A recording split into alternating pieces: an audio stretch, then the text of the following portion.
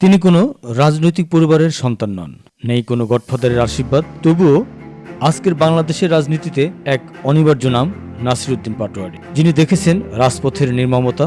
কিন্তু প্রশ্ন হলো, এই তরুণ কিভাবে হয়ে উঠলেন রাষ্ট্র সংস্কারের অন্যতম কারিগর? 1995 সালের 1 নভেম্বর চাঁদপুর জেলার শাহরাস্তি উপজেলার উলাশ্বর গ্রামে জন্ম নেন নাসির। বাবা মায়ের স্নেহ আর গ্রামীণ কাদামাটিতেই তার বেড়ে ওঠা একটি সাধারণ মধ্যবিত্ত পরিবার, যেখানে প্রাচুর্যের চেয়ে বেশি ছিল মূল্যবোধের চর্চা। বাবার আদর্শ আর মায়ের অনুপ্রেরণাই ছিল তার প্রথম পাঠশালা। শৈশবে পরিবার তাকে শিখিয়েছিল মাথা নত না করার শিক্ষা। স্থানীয় স্কুলে হাতে খড়ি, তারপর মাধ্যমিক ও উচ্চ মাধ্যমিকের গণ্ডি পেরিয়ে এক বুক স্বপ্ন নিয়ে তিনি পাড়ি জমান যান্ত্রিক শহর ঢাকায়। ঢাকা বিশ্ববিদ্যালয়, যাকে বলা হয় রাজনীতির আঁতুড়ঘর। এখানেই নাসিরউদ্দিন পাটোয়ারীর জীবনের মোড় ঘুরে যায়। ভর্তি হন ঢাকা বিশ্ববিদ্যালয়ে। কিন্তু তিনি কি কেবল ডিগ্রির জন্য এসেছিলেন? না, ক্যাম্পাসের বাতাস তাকে ডাকে অধিকার আদায়ের সংগ্রামে। বইয়ের পাতার চেয়ে তাকে বেশি টানে স্লোগান।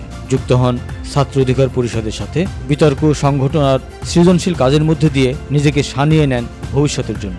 2021 সাল নরেন্দ্র মোদীর সফরের প্রতিবাদে ক্ষুব্ধ ঢাকা। আন্দোলনের অগ্রভাগে অকুতোভয় নাসির। তার অন্তরের অটল বিশ্বাস আর সংহতি যেন মনোবলকে করে তুলেছিল ইস্পাতের চেয়েও কঠিন।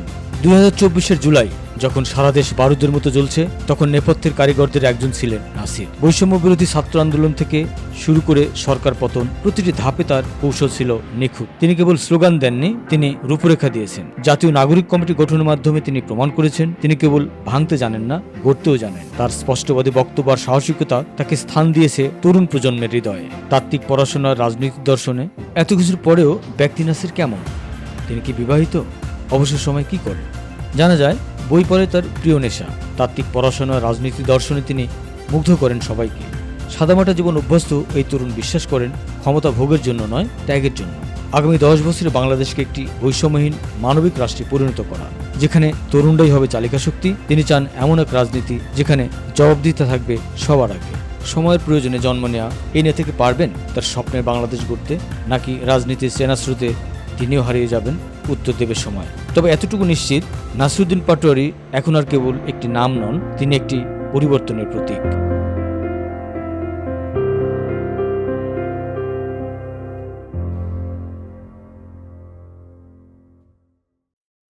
চলনবিল প্রবাহ, মা মাটি মানুষের কণ্ঠ।